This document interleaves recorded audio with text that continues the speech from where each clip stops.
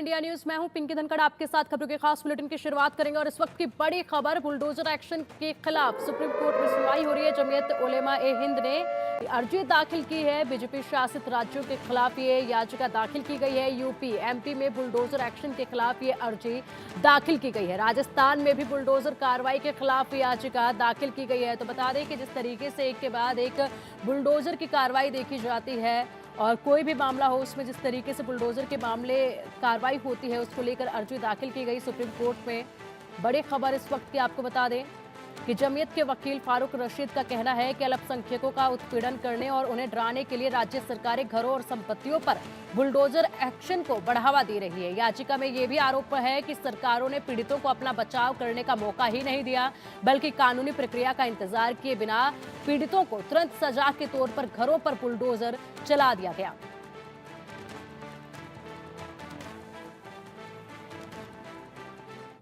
वहीं bulldozer action पर supreme court ने भी टिप्पणी की है और बुलडोजर एक्शन पर निर्देश जारी करेंगे, ये कहा है सुप्रीम कोर्ट की तरफ से। आरोप के आधार पर बुलडोजर चलाना गलत है। तो देखिए, सुप्रीम कोर्ट की तरफ से कहा गया है कि महज आरोप के आधार पर बुलडोजर की कार्रवाई करना गलत है। इसके लिए जरूरी निर्देश जो है वो सुप्रीम कोर्ट द्वारा जारी किए जाएंगे, ये कहा गया है। तो सुप्रीम कोर्ट में बुलडोजर जस्टिस को रोकने के लिए दायर याचिका पर सुनवाई हुई, जिसमें पक्ष रखे गए और जस्टिस BR गवई और KV विश्वनाथन की बेंच में जमीयत उलेमा ए हिंद की याचिका पर सुनवाई इस मामले में चल रही है। इसमें आरोप लगाया गया है कि बीजेपी शासित राज्यों में मुसलमानों को निशाना बनाया जा रहा है। जस्टिस विश्वनाथन ने कहा है कि एक पिता का बेटा अडियल हो सकता है, लेकिन अगर इस आधार पर घर गिरा दिया जाए तो ये गलत तरीका है। वहीं सॉलिसिटर जनरल तुषार मेहता ने कहा है कि किसी भी आरोपी की प्रॉपर्टी इसलिए नहीं गिराई गई कि उसने अपराध किया है। आरोपी के अवैध कब्जों पर म्युनिसिपल एक्ट के तहत कार्रवाई की गई है।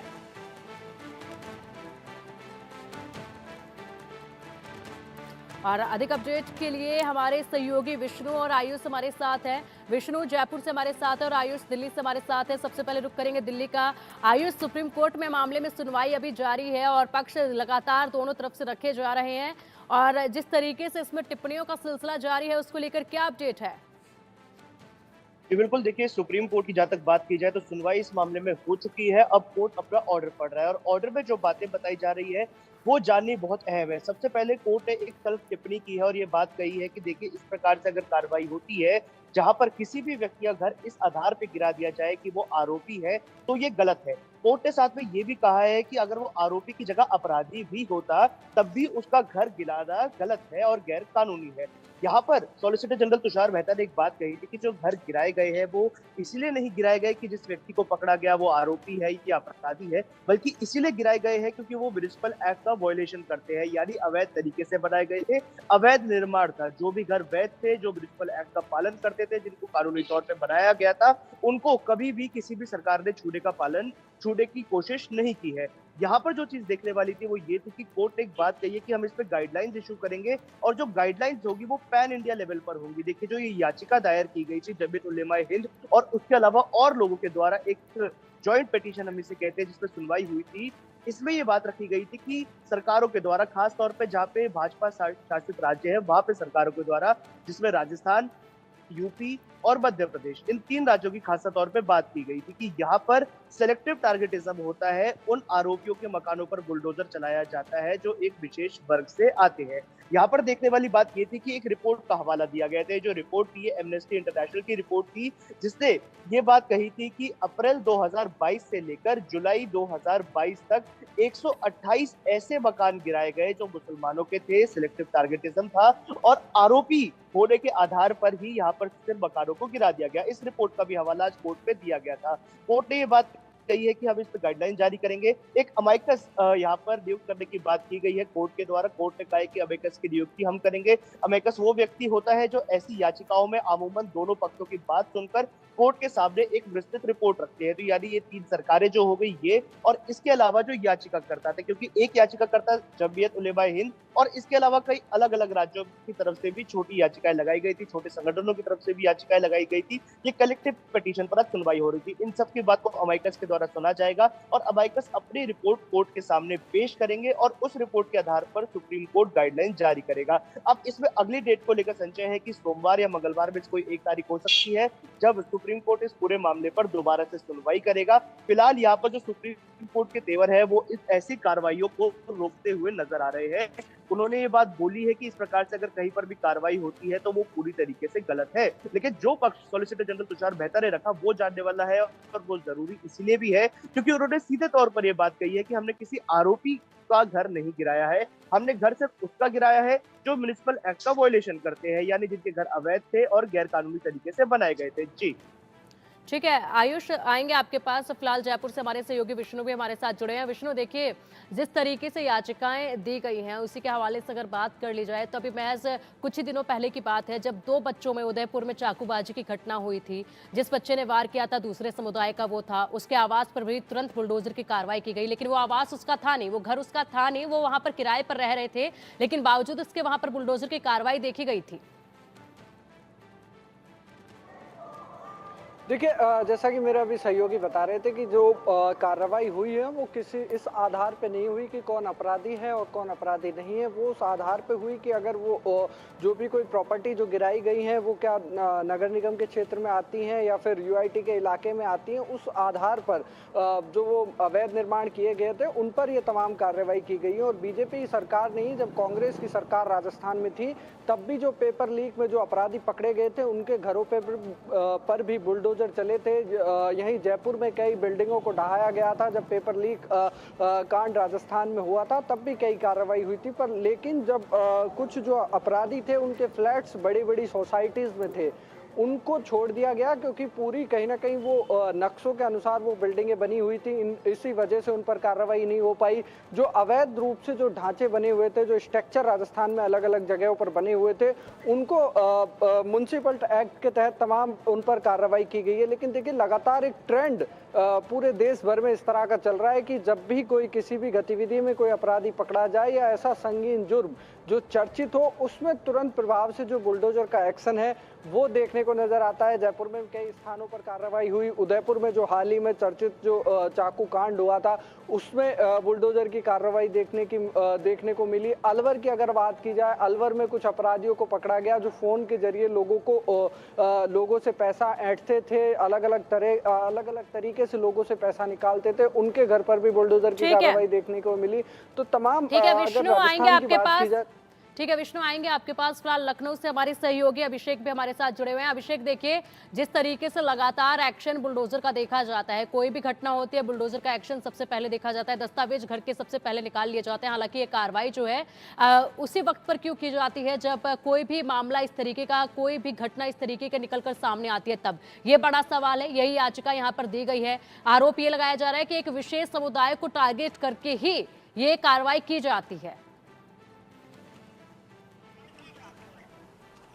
बिल्कुल, उत्तर प्रदेश में बुलडोजर कार्रवाई को सीधे तौर पर अपराध, संगठित अपराध और अपराधियों को मददगार, यानी अपराधियों के मददगार, अपराधियों को मदद करने वाले लोगों को एक तरह से आर्थिक तौर पर कमजोर करने के लिए, यानी सीधे तौर पर आप अपराध करते हैं, जेल में चले जाते हैं, लेकिन आपकी काली कमाई का मजा बैठकर बाहर बाकी गैंग के लोग उठाते हैं और ये काला कारोबार चलता रहता है क्योंकि जेल में बैठकर भी आप उस सिंडिकेट क्राइम को प्री होल्ड करते हो, चलाते रहते हैं। और यही वजह थी कि उत्तर प्रदेश में कई जेलों में बैठकर इस तरह के माफिया जराइम की दुनिया में एक के बाद एक सीढ़ियां चढ़ रहे थे।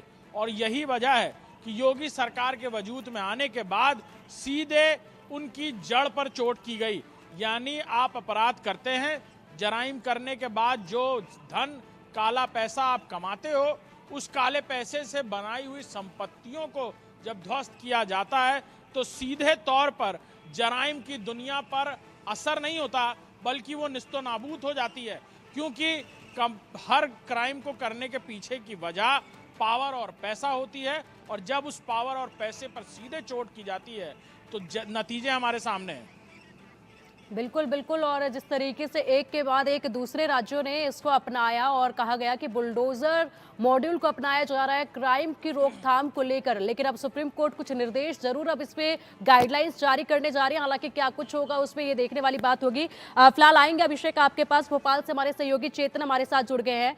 चेतन देखिए, मध्य प्रदेश की अगर बात करें तो यहाँ पर 19 के दशक से ही बुलडोजर के एक्शन जो है वो देखे जा रहे हैं। 15,397 एकड़ जमीन से अतिक्रमण अभी तक हटाया जा चुका है। हालांकि कितने अतिक्रमण ऐसे हटाए गए हैं यहाँ पर जो किसी क्राइम के बाद ही जिन पर कार्रवाई की गई हो? बिल्कुल साफ तौर पर देखिए, मध्य प्रदेश में भी 90 के दशक में बुलडोजर की शुरुआत हुई थी। सबसे पहले बुलडोजर राजधानी भोपाल में चलाए गए थे क्योंकि भोपाल की सड़कों को चौड़ा किया जाना था। लेकिन जिस तरीके से 2017 में जब से उत्तर प्रदेश में योगी आदित्यनाथ सरकार ने बुलडोजर कार्रवाई की शुरुआत की थी, तो जब मध्य प्रदेश में तत्कालीन कमलनाथ की सरकार ने 2019 में ट्रायल के तौर पर मध्य प्रदेश में शुरुआत की थी और जो भी माफिया थे उन माफियाओं के खिलाफ बुलडोजर की कार्रवाई की थी।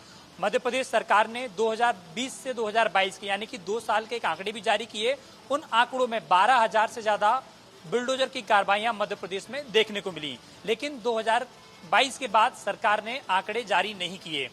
जब मध्य प्रदेश में शिवराज सरकार थी, शिवराज ने भी इस कमलनाथ की जो मध्य प्रदेश में योजना थी यानी कि बुलडोजर कार्रवाई थी, उस बुलडोजर कार्रवाई की रफ्तार बढ़ाई। उसके बाद मोहन सरकार आई और मोहन सरकार ने भी इस कार्रवाई को रफ्तार बढ़ा दी गई।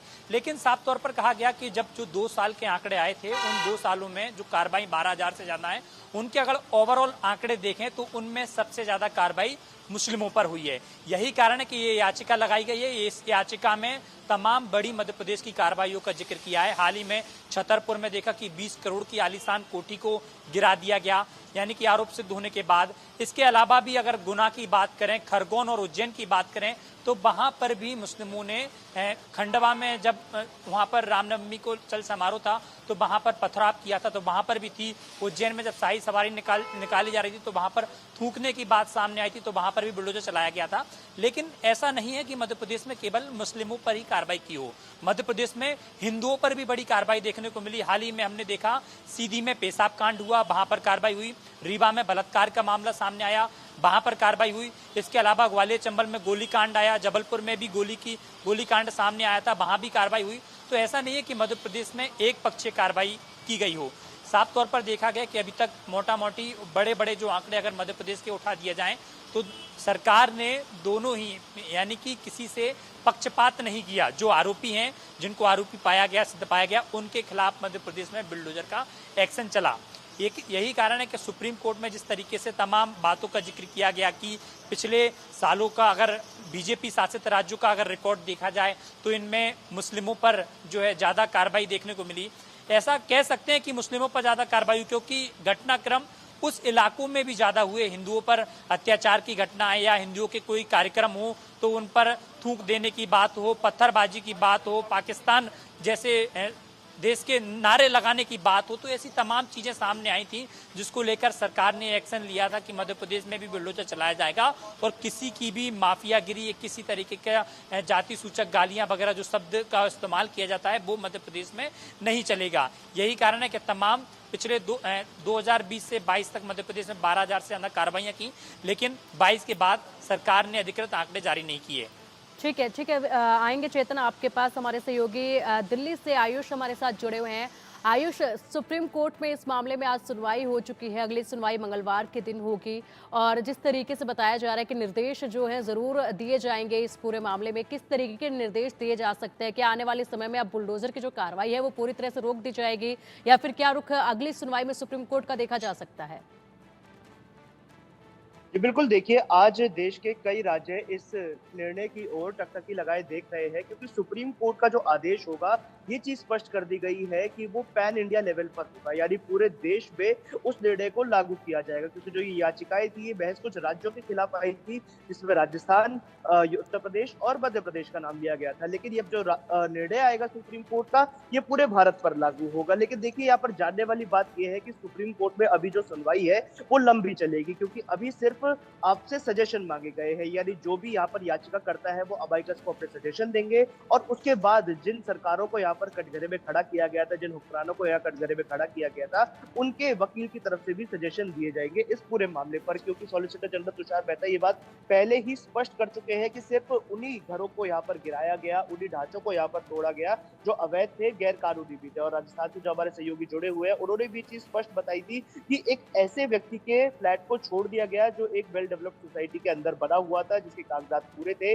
और अमूमन ऐसे ही कार्रवाइयां हमने देखी है जहां पर जो घर गिराए जाते हैं। अगर दिल्ली की बात करें तो जहांगीरपुरी में भी ऐसी कार्रवाई हुई थी, हरियाणा की बात करें तो दू और मेवात में कार्रवाई हुई, राजस्थान की बात करें तो उदयपुर में ऐसी कार्रवाई हुई थी, उत्तर प्रदेश में हमने देखा था कि बरेली में ऐसी कार्रवाई हमें देखने को मिली थी। लेकिन ये जो कार्रवाइयां हुई है ये सिर्फ उन्हीं घरों के ऊपर हुई है जो अवैध ढांचे थे, यानी जो म्युनिसिपल कॉर्पोरेशन के रूल्स थे उनका पालन ना करते हुए बनाए गए थे। जो जमीन थी वो या तो अवैध तरीके से कब्जाई हुई थी या जो कंस्ट्रक्शन था वो अवैध तरीके से किया गया था। यहाँ पर हमने और चीजें भी देखी थी, खासतौर पर अगर उत्तर प्रदेश की बात की जाए कि एक मकान का छज्जा गिरा दिया गया था, क्योंकि जो वो छज्जा था वो तय सीमा से ज्यादा आगे निकला हुआ था, यानी सिर्फ उतने ही हिस्से को तोड़ा गया जो गैर कानूनी था। घर कानूनी था, उसको किसी ने हाथ भी नहीं लगाया। ऐसी ही कुछ दलीलें अब रखी जाएंगी सरकारों की तरफ से सुप्रीम कोर्ट में कि हम सिर्फ उन्हीं घरों पर कार्रवाई कर रहे हैं जो अवैध तरीके से बने हुए हैं। और अगर कानूनी तौर पे सरकार कार्रवाइयां कर रही है तो सुप्रीम कोर्ट भी उसे नहीं रोक सकता है, क्योंकि इसकी इजाजत कानून ने ही सरकारों को दी है और खास तौर पे म्युनिसिपल कॉर्पोरेशन को दी है।